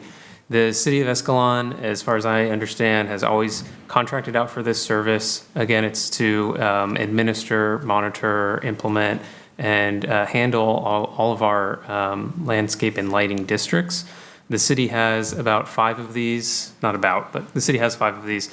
4 landscape and lighting districts formed under the 1972 Act, and then 1 under the 1982. So for the public, these are the Bellaterra Estates Landscape Maintenance and District, the Sunrise Terrace Landscape Maintenance District, the Westwood Country Landscape and Lighting Maintenance District, and the Estates Benefit Assessment District. So these districts together provide special benefits for these specific districts, for these specific neighborhoods, all related to landscaping, lighting, and maintenance for any of the amenities in those areas to help enhance the neighborhoods and create livable and safe public amenities. The contract that the city previously had with Harrison Associates, we were informed that they were going to raise their rates, and so as good fiscal stewards, the city staff decided that it would be in our best interest to go out for a request for a proposal to see if there were more affordable or other vendors interested in providing these services. And so to that end, we issued a RFP right before I came on board in August 2025. And we received 3 different proposals from qualified firms for these services. A committee of staff came together and evaluated them and identified that SCI Consulting Group was the top-ranked firm based on qualifications, responsiveness, and cost competitiveness. We worked with SCI to go through their scope of services, and that's where you come to Figure 1 in fiscal impact, where we've broken down the different cost components for their proposed contract. The first task there is to do a parcel and Prop 218 audit. So this would go through all of the data that we have on hand for the different parcels in these special benefit assessment districts. And then the related tasks underneath that are for each of the specific districts, which would be an annual administering of the district roles, providing to the county what the special tax rate would be. There's 2 items at the bottom there. During council deliberations and through different development projects, we learned that there may need to be a contingency in this contract to form a community facilities district for the Murphy development. So that's in there as a contingency in case that moves forward, as well as a 218 process for the Westwood County Landscape and Lighting Maintenance District for a potential basketball court. So with all of those costs included in the tasks, there's a not to exceed amount for $74,270. And so that's all I have to report, and I'm happy to answer any questions you might have on this one. Any questions for economic development? Yeah, I do. And I know this is kind of your first RFP, Trevin, but I have a couple concerns related to this. My concerns are this council has stressed over and over and over and over and over and over and over and over again, transparency matters. And we see the proposal from SCI, but we don't know who the other qualified firms are. And so it would really be helpful to see we don't have to see all of the proposals that come in, but if there could be some sort of tabulation sheet that shows the firms that are submitting. And as I understand it, it's not necessarily low cost, it's more qualifications based. But if we could at least see some sort of scoring rubric, how these are decided upon. Because all we know is 3 firms submitted proposals from qualified firms. Well, who are the other 2 firms? Can you tell me that? Who are the other 2 firms that submitted? Yeah, we can provide all of that to you. Who are the other 2 firms? The other one was DTA, which we've used in the past. And then we had SCI and Wildan, thank you, Wildan. And I have their proposals on my desk, more than happy to provide copies to City Council as well as the scoring sheet. I mean, obviously, we have a packet of 135 pages that we need to go through before every meeting. And obviously, we have an incredible amount of trust to make for the staff to make the decisions.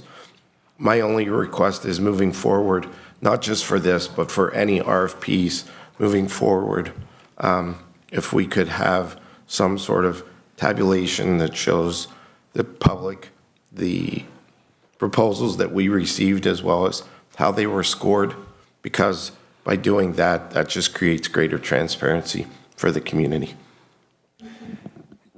And we appreciate that comment, and we will take that into consideration moving forward.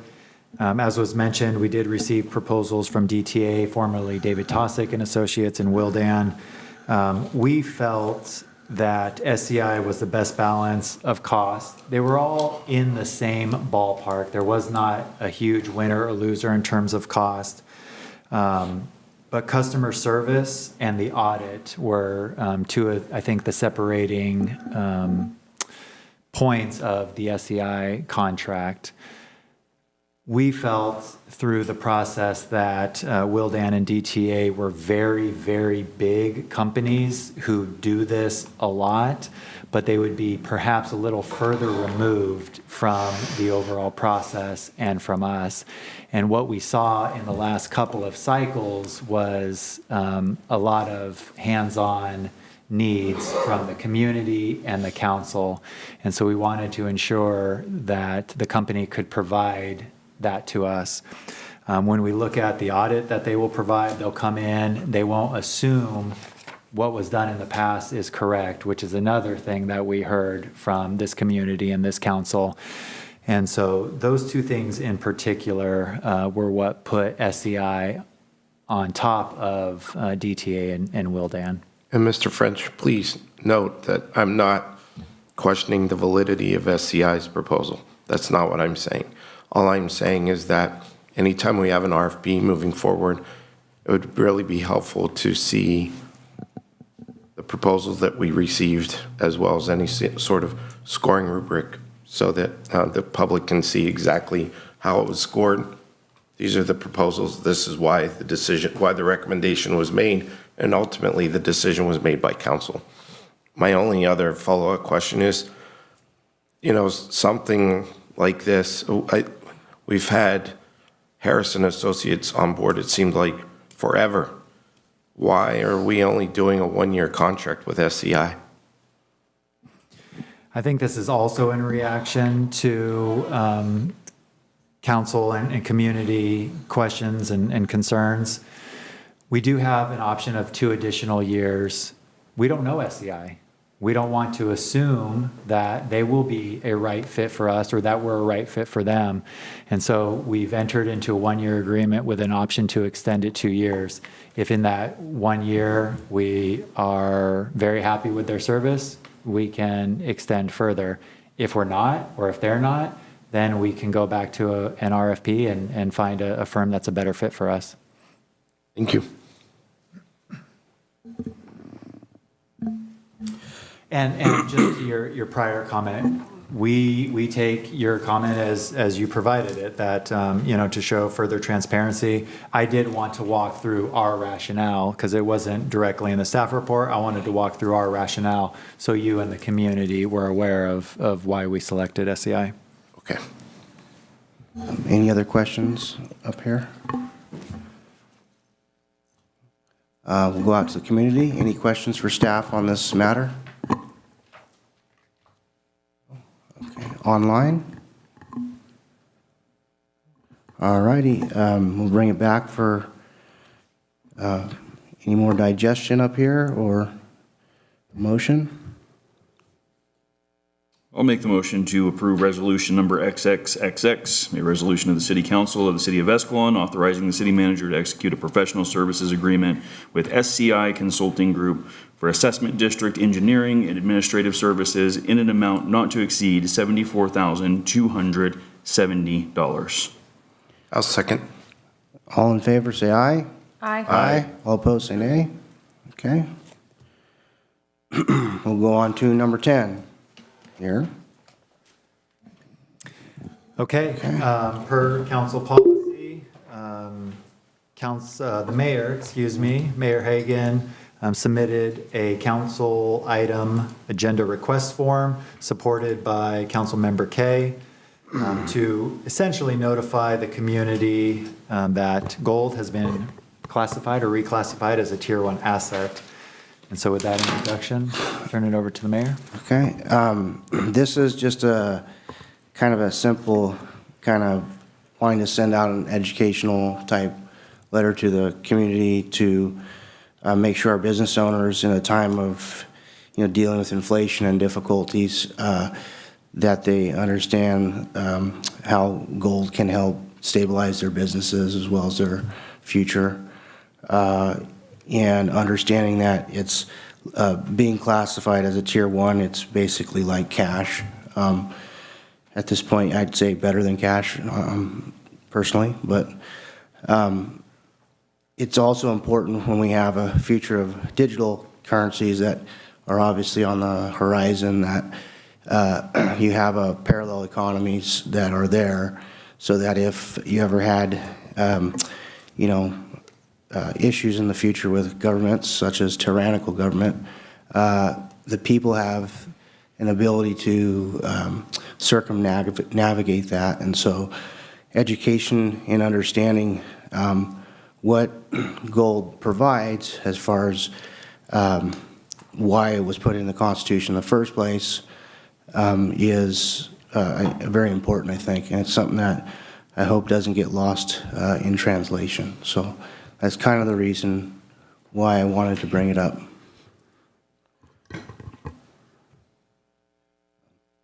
Did you want to say anything? Yeah, I'll just kind of follow up with, really, in both of our minds, gold on hand and gold being, traded, throughout our economy.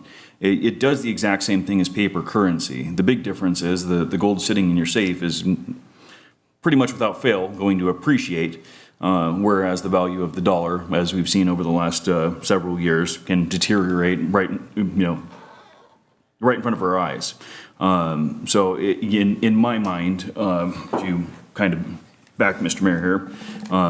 We just want to be sure that the businesses in the community, understand, that them holding a gold asset is a hedge against inflation and damaging, their businesses and basically just a security asset. So that was kind of where we came to the conclusion that we should bring this forward to the council and then put out some information to the community. It's essentially a way of protecting one's future purchasing power is what it is.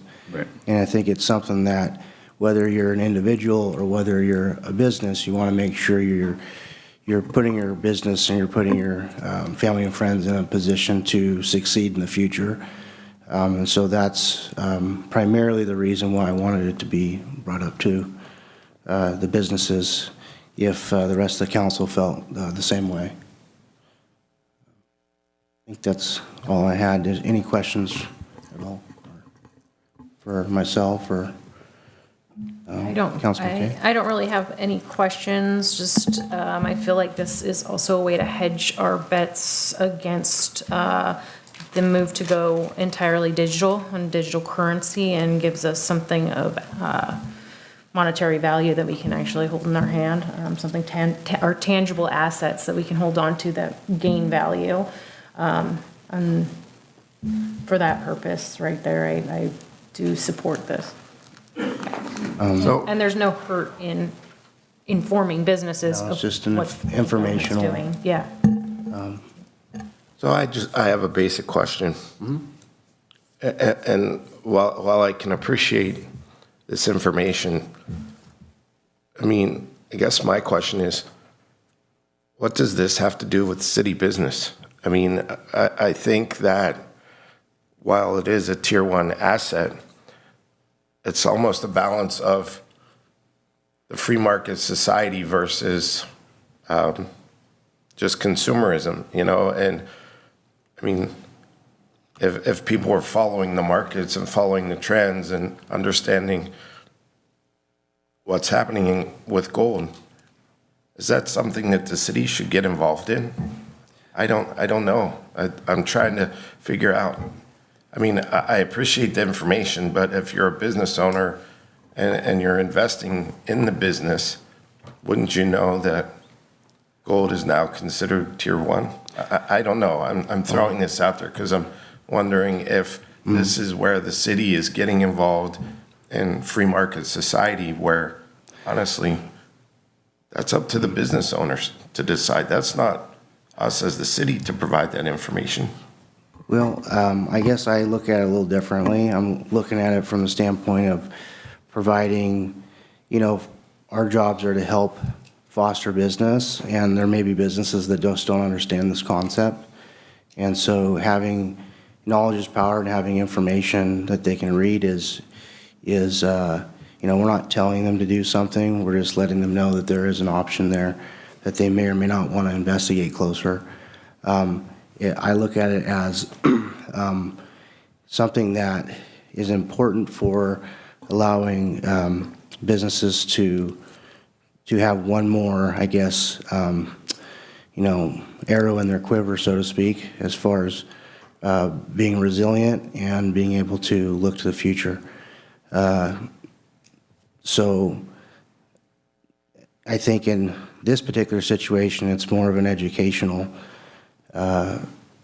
thing, letting them know. I guess and I appreciate that. My only concern, and it's noted here that says prior to July 1st, gold was classified as a tier 3 asset and marked down by 50%. So if we send out the information that gold is now a tier 1 asset, and 4 years from now something happens and gold now is taken back down to a tier 3 asset, now is the expectation is that the city will monitor this, or what's to prevent somebody from coming back and saying, well, I received this information from the city that gold's a tier 1 asset, so I went out and bought all this gold, and now I'm learning that it's a tier 3 asset.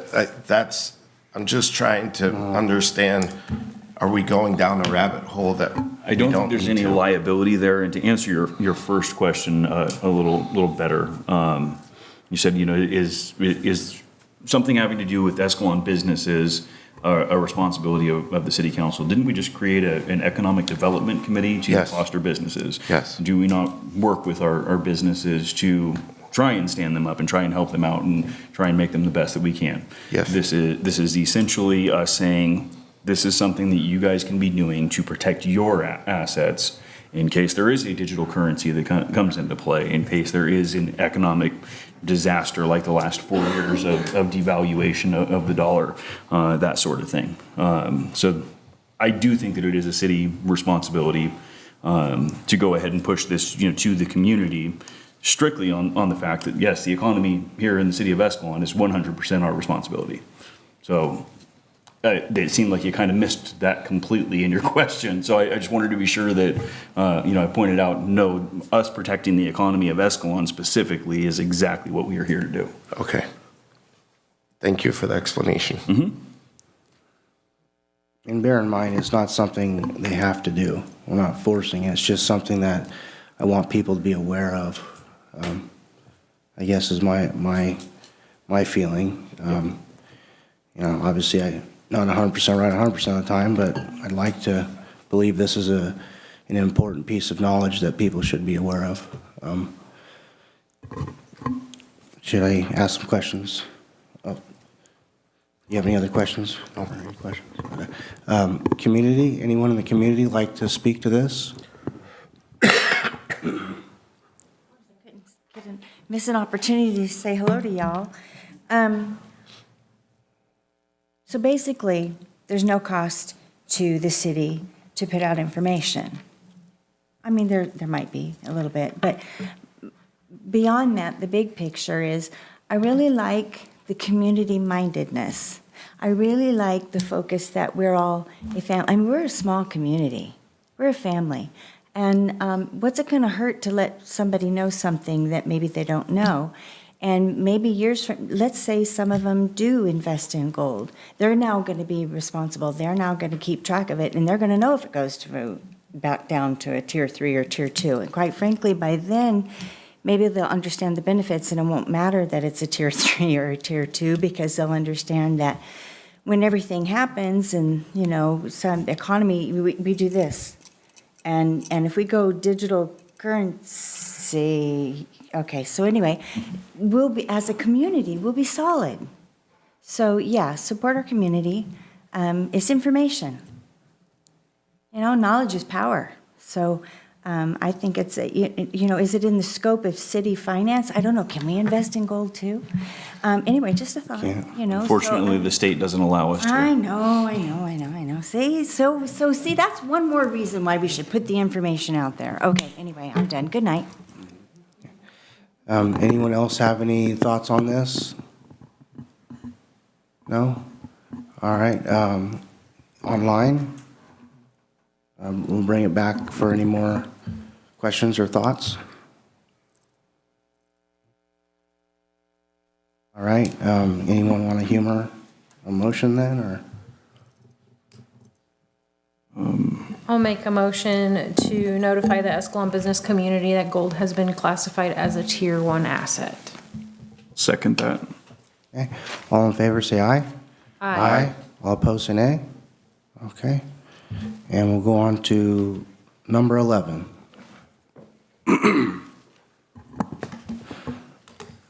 Thank you, Mayor. Item 11 is considering approval of the 2026 Economic Development Program with $50,000 of Measure P funds. This is an item that I inherited just as I came on board about a month ago. But the efforts of City Council and the community to focus on economic development came well before me. And just to clarify for the community, economic development is defined by a concerted effort by the governing body to direct capital funds into a community. And that can be for the purposes of creating jobs or creating wealth for the citizens. It could also be to help generate revenue for the government. So under that umbrella, the city has put together an economic development committee that's primarily concerned itself with the businesses in town and how to put together programming and opportunities for the city. After reviewing several of the notes from the Economic Development Committee and from the community and council, the city manager and I and staff met with the Economic Development Committee to go over proposed programs, a shopping list or a menu of various different incentives or initiatives that the city council could consider to put forward for the community under the umbrella of the $150,000 set aside of Measure P funds. In working with the Economic Development Committee on that list, the committee identified a few things that made the most sense to them that they would want to move forward for 2026 calendar. The items that they identified that specifically they believed would add the most value to the community are listed on page 130 of the agenda under the discussion section, and I'll briefly list them here. The first one is a business microgrant program, and so this would be 2 complementary microgrant programs split between the $40,000. The first would be flexible startup funding in a pitch-based competition. And so in this program, there'd be a notice of funding available that would go out to the community, and then businesses would pitch their best business idea. The Economic Development Committee at some determined date would review those pitches and would reward the best pitches with some grant money to get started in Escalon. The second one would be similar, and it would be reimbursing different businesses in the community to support export expansion and traded sector growth. So this is one of the needs that was identified in diversifying our economy, was helping more traded sector companies to import wealth into the community. So this is your traditional manufacturing business. Maybe you make salsa out of your kitchen or something like that. And trying to help support and incentivize local kitchen businesses or local export-oriented businesses to start selling goods outside of the community and bringing wealth back in.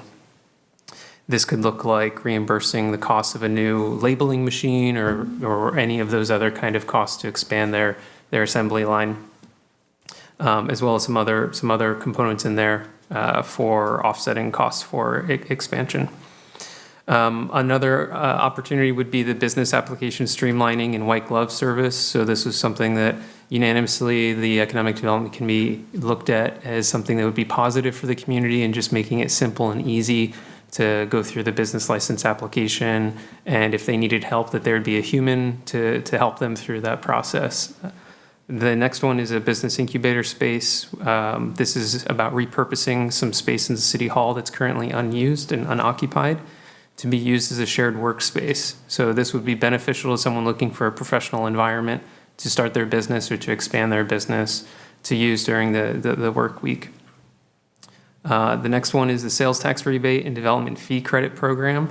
So this is something that wouldn't necessarily take a budget to do, but it would take some policy consideration on the city council to come up with a program in their municipal code that would allow staff to negotiate sales tax rebates. So this would be offsetting future income by incentivizing development and giving it back to them in the form of a development fee credit. The last item was sports tourism. So this is something that the Economic Development Committee brought up. And with those types of developments, they would either be incredibly capital intensive, building an entire new stadium or something like that, or you would need some sort of feasibility study to figure out what kind of mix of facilities would attract the specific types of tournaments that you would need, what kind of hotels, what kind of shopping and stuff like that. So those types of master planning activities would be over our budget for what we were looking for. And so for that particular item, we'll keep that in our back pocket as we plan some of our facilities. We'll keep it in our mind that this is kind of the intention, is to figure out how to use our park programming and our recreation programming to attract visitors as well. So that kind of gives you a summary of the different programs that are proposed for 2026 for our economic development programming. There were a couple other mentions that I included in the staff report that I think are important to mention, that there were other ideas that the EDC considered Some of them just overlapped with other programs that are already out there. So there's a Shop Local program currently. There's actually two that our businesses can qualify for being put on different directories. One is a tri-county-wide program called Membership Marketplace. This is a program started out of Modesto that they received a grant from our local Economic Development Corporation to expand tri-county. So any business in Escalon starting next year can apply to be on that website, and it would be like a Shop Local for the tri-county area. The other one is a Shop Local San Joaquin County. And so there's already about 30 businesses of Escalon that are on the Shop Local San Joaquin listing and directory.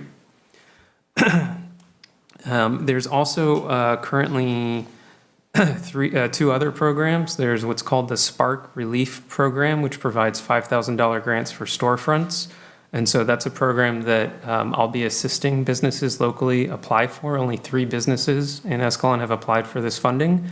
All you have to do is show a utility receipt.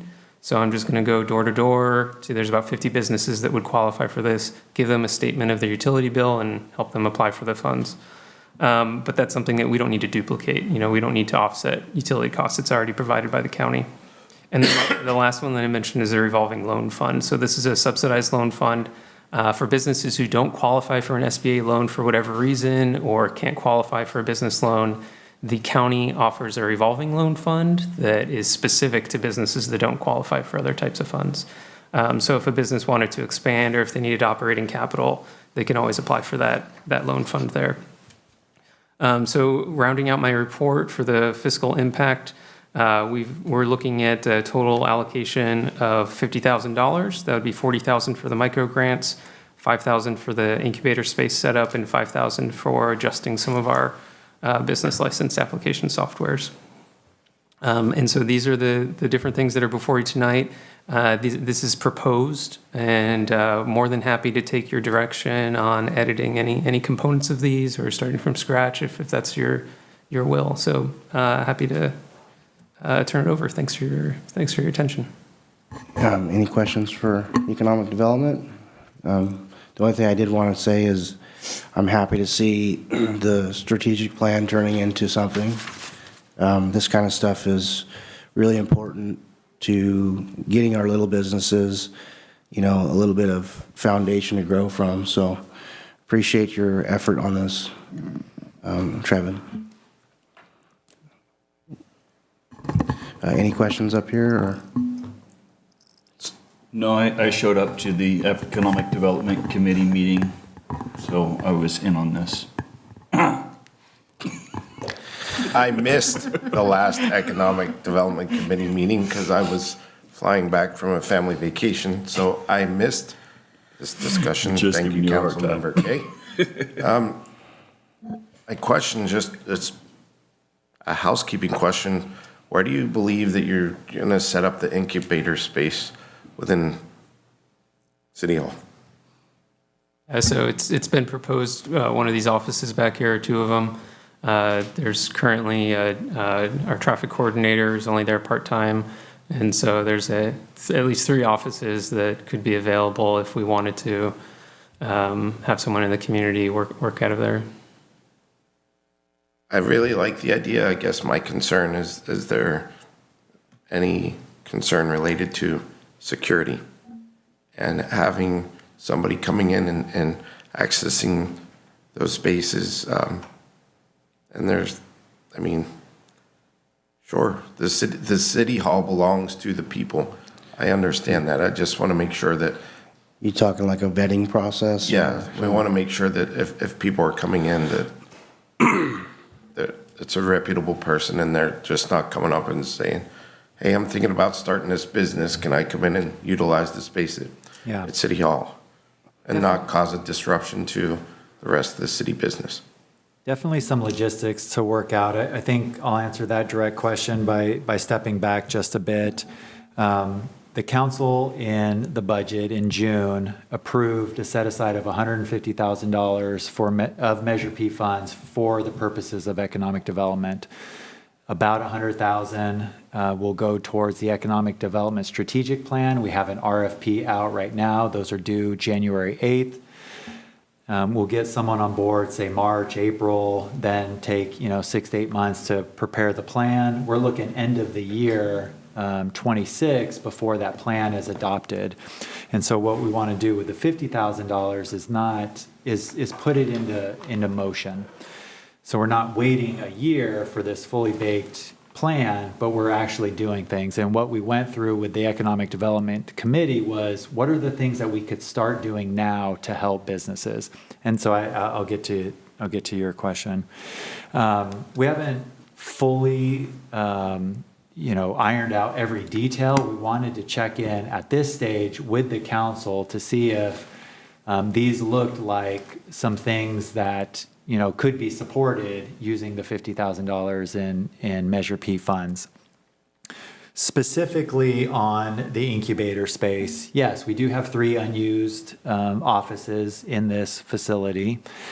They could be a very good space with, the rent, whatever's paid, or maybe it's free through the council, yet you get gathering space, like meeting space, you could get Wi-Fi, you get a physical location. If we were to pull the trigger, if council supported this, we would absolutely go through some sort of vetting process, some sort of selection process, and they'd have to be the right fit. Probably not having someone who has, a ton of customers come through the door every single day, right? That's maybe not the right fit for a facility like this. So we'd have to go through any applicants that came through and see what would work with our staff, with the community, as well as with the businesses. If council directed us to, explore it, sounds good, we would, kind of put that together, some sort of policy, some sort of guidelines, and then we could implement it moving forward. Well, I like where your head's at. I like where the Economic Development Committee's pointing this.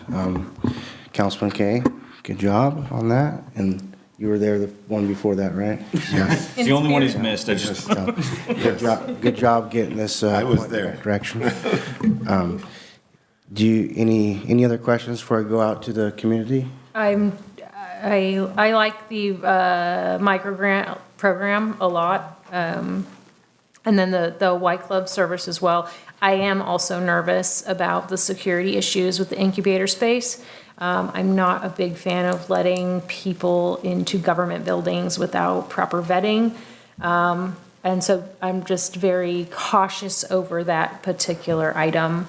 And so I think that's it for now before we put it back out to the audience. We could have a probation period, like their first month they have to sit in Chief Hardgrave's office, make sure that that's I think legit. so. I do think if we have other city-owned businesses or buildings that have office space, I would love this idea. Like if we had other offices like in Escalon and we do own other buildings. So if we did have another building somewhere, or if there was a secure entrance into this building that was away from all of the rest of our staff, maybe. But it does make me very nervous to have people that are in and out of government office, especially one that's not as secure as other government.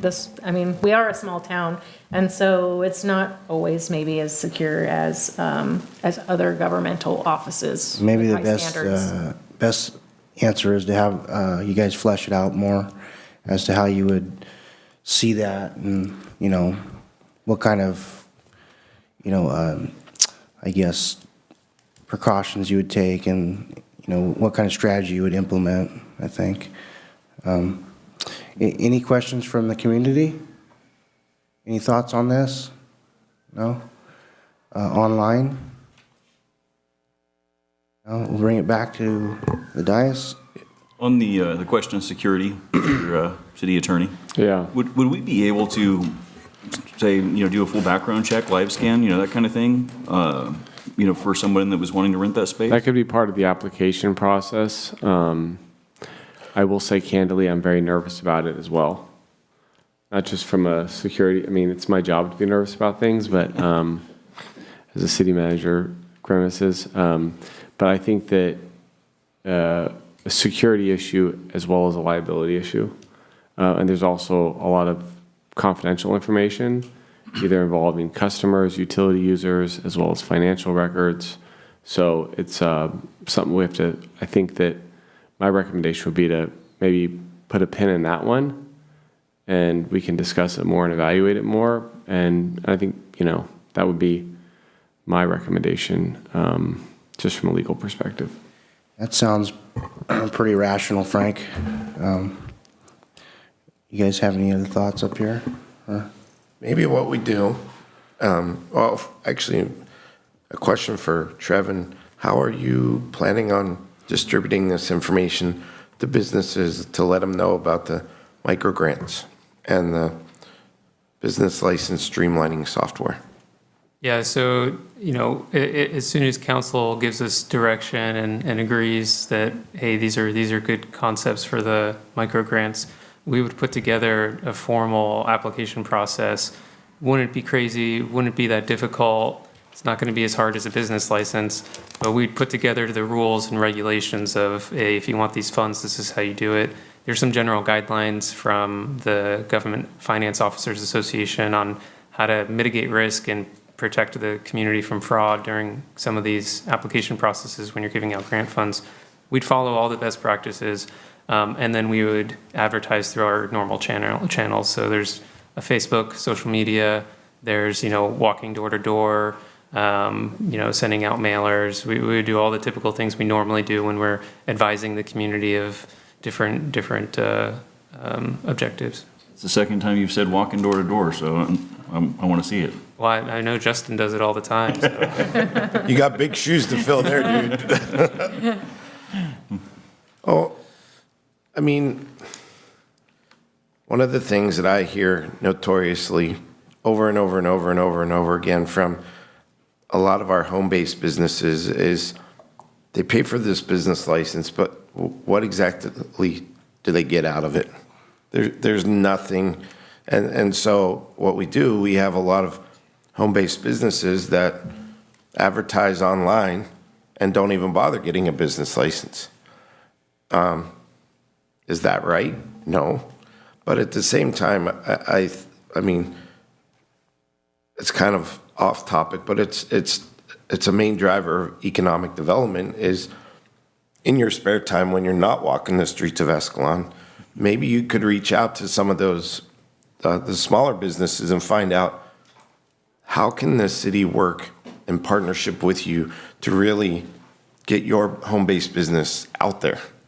Because not necessarily from adding more difficulty to the process, but if you talk to the chamber or the Lions Club or anybody that puts on events, the one thing that people complain about over and over and over again is having to purchase a business license for a one-day event.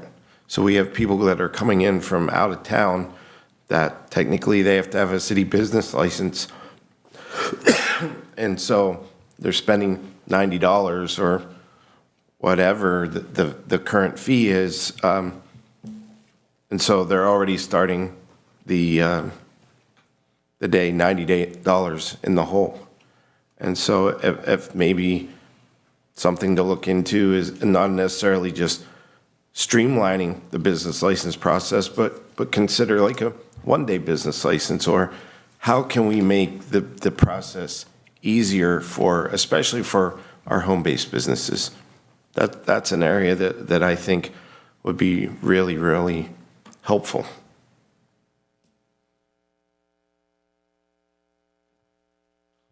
Any other thoughts up here or motions?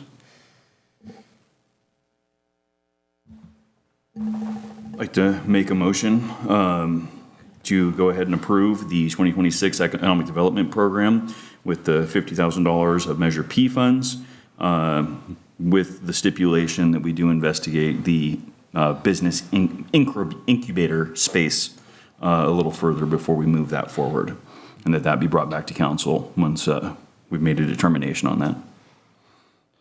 I'll second that. Okay. All in favor, say aye. Aye. Aye. All opposed, say nay. No nays. All right. So, we're off to council communications. Councilman Kay, what do you say? Oh, I got a couple of things tonight. Christmas on Main was fantastic. We had a great time. The turnout it seemed to be just as big, if not bigger than it was the prior year before. It's pretty awesome. I absolutely love that event.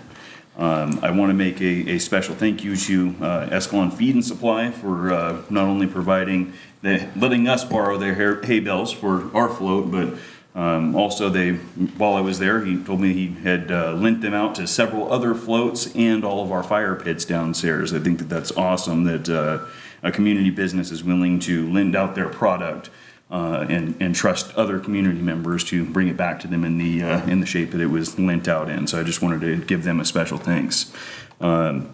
Friday night, I hear Santa Claus is coming to Countrywood. This is another Christmas event that I really love about being in Escalonia, and specifically because this is put on by a single individual who invests in a fantastic light show for everybody to pull up and see. But then he also gets Santa Claus over there and serves hot chocolate and candy and all of that stuff. So if you want to speed down Countrywood, just so you know, I will be standing in the middle of the street and I will step on your hood if you're going too fast. In your bunny outfit? No bunny outfit. The last thing is the discussion about that bus stop and the possibility of us moving that to another location. I'd like to get council consensus to put that on as an agenda item for us to get that relocated. Do we need to make that an agenda item, or is that something that can be done? They're commiserating. No, that's not on the corner, is it? It's not on the It's literally corner, just in the right? middle of McHenry. It's like in the middle, it's where like there's not even a on sidewalk, Ulrich. and you would Like, have to there cross is 5 a- lanes of the road. It's There is insane. a corner close to us I- that it very well could be on, even if it was on the other side Put the of bus road. stop right out here so the bus has With to a pull in. crosswalk, like it should at least have a crosswalk on it. Well, we'll go, I'll consensus for me. Yeah, we should definitely think Okay. about it. Yeah, and, I don't know what did you guys decide over there? Yeah, it should be brought back It should be brought back. as an agenda item, yeah. Okay. Okay. Appreciate that. Yeah. That's all that I got, aside from everyone have a Merry Christmas and I think a Happy New Year. We won't be back before then. Councilman Stroman? I don't even know where to start. Congrats again to Escalon Little League. It's a monumental day, so kudos to all of your hard work. Kind of reiterating what Councilmember Kay said about Christmas on Main. Really want to thank this council for allowing our families to be part of that event, because, you know, our families are actually part of this journey as council members as well. So I don't know how your families felt, but my son really enjoys pelting classmates with candy, and he thinks he's the big man on campus. Again, just to staff, you know, we're going into 2026, and just really appreciate everybody's hard work across the board, all of city staff. You guys are working really, really hard every single day, and the community knows it. They appreciate it. And, you know, kudos to you, city manager, because the ship is definitely heading in the right direction with your leadership. And, yeah, we're in a really solid spot. And so if you could pass on to all of your staff, thanks for all their hard work in 2025, in particular, our friends at Public Works. And police department. And last but certainly not least, just want to wish everybody a very Merry Christmas, Happy New Year, and to our Jewish friends, Happy Hanukkah. Thank you. Pro Tem? Sure. I'll keep it pretty quick. We're rounding out the end of the year, and we are back to where it feels like my childhood in this Thule fog that I have not seen the sun in a month. But lucky for us, there is rain on the horizon, which means we might see the sun for 6 hours after the rain. Unfortunately, that also means that Public Works is going to be out working hard if that rain does come next weekend. And I've seen lots of leaves on the ground. So if, they'll come by with the street sweeper this week, but just be cognizant of all of the puddling that may happen, or help them out and bag up the leaves and do all that good stuff and help Public Works and help your neighbor. So that's coming down the line. Hopefully we'll see the sunshine down here. And then the fog will be back.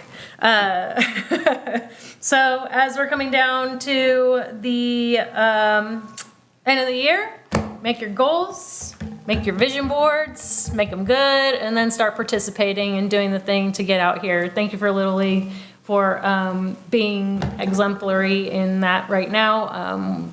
That is the fabric of our community, is showing up and volunteering for everybody. So I hope that ends up on one of your goals for the year, is being out and about with your neighbors and making things happen, not sitting back and watching them happen. So participate. Besides that, Merry Christmas, and I hope everybody has a great holiday. I'll try to make it short and sweet, but everyone have a great holiday coming up. Spend time with your family and friends, and staff. You guys have been working hard, and you've really made some big strides forward in where we're going as a community. So I do appreciate everything you guys have been doing for our community. Each and every one of you has stepped up your game, and it's very obvious and evident. So it's much appreciated.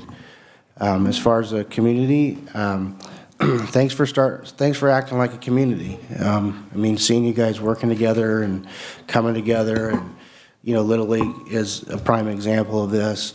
This is how community operates, and so it's nice to see this coming together like it is. So other than that, each year I throw candy, I miscalculate. I just don't have enough candy. So maybe I'll get it right next time. Other than that, have a Merry Christmas.